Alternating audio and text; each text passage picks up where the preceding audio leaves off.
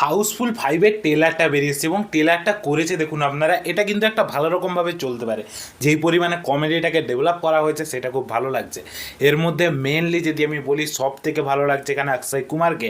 অক্ষয় কুমার সেটা নিজের ফর্মে ফিরেছে, ওর লুকগুলো দেখুন, প্রেজেন্টেশনগুলো দেখুন, তবে ওকে লাগছে যেভাবে ওর ডায়লগ ডেলিভারি প্রত্যেকটা জায়গা আমাকে তো মারাত্মক লেগেছে। অক্ষয় কুমার এখানে কিন্তু ফাটিয়ে কাজ করেছে এবং ফাটিয়ে ও যেটা পারে সেই জিনিসটা এখানে তুলে এনেছে। এইখানে যেই পরিমাণ কমেডিটা ডেলিভার করেছে অক্ষয় কুমার, এইখানে তো অক্ষয় কুমার একটা মারাত্মক পারফরমেন্স দেবে এবং এই মুভিটা একটা মারাত্মকভাবেই চলবে, সেটা আপনারা দেখে নিন। তার কারণ হচ্ছে এখানে এতগুলো হিরোকে নেওয়া বা এর ফ্র্যাঞ্চাইজি, সাধারণত হাউসফুলে যে ফ্র্যাঞ্চাইজি 4 নম্বর পর্যন্ত 5 নম্বরেও লোক যাবে দেখতে, ফ্যামিলি অডিয়েন্স পৌঁছাবে এই মুভিটাও দেখার জন্য এবং কালেকশন একটা মারাত্মক রকম আনবে।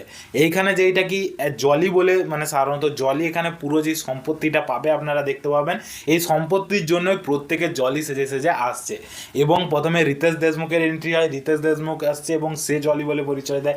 তারপর অভিষেক বচ্চন আসছে, সে জলি বলে পরিচয় দেয়। অক্ষয় কুমার আসছে, অক্ষয় কুমার জলি বলে নিজেকে পরিচয় দেয়। তিনজনের মধ্যে কে সাধারণত এখানে আসল জলি বা অন্যদের মধ্যে কে এখানে আসল জলি এবং কেন এই জলি জন্যই এখানে খোঁজটা চলছে এবং জলি এখানে পুরো সম্পত্তিটা পাবে এবং সেই সম্পত্তিটা কিভাবে পাবে এবং তার মাঝখানে হয়ে যাচ্ছে একটা মার্ডার এবং সেই মার্ডার মিস্ট্রিটাকেও এখানে প্রেজেন্ট করা হবে।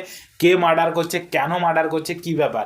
এখানে একটা জায়গা ভালো লেগেছে, যেভাবে একটা সাধারণত একজন মরে গেছে সেই টাইপের হাতটা গলিছে দিয়েছে রিতেশ দেশমুখ এবং তার এবং সে একজনকে থাপ্পড় মারছে, ওই জায়গাটা যে ও একজনকে রেখেছে বলার জন্য, কাকে রেখেছে, অক্ষয় কুমারকে।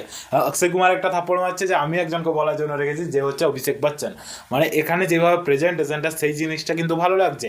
যেভাবে হনুমান দুটো যেই দুটো রয়েছে, যেই দুটো অক্ষয় কুমারের সঙ্গে লড়ছে, সেই জায়গাটাও ভালো লাগে। সাধারণত বেসিক একটা কমেডি মুভি আপনারা এটাকে বলতে পারেন এবং ভালো রকমভাবে কমেডিটাকেও প্রেজেন্ট করা হয়েছে।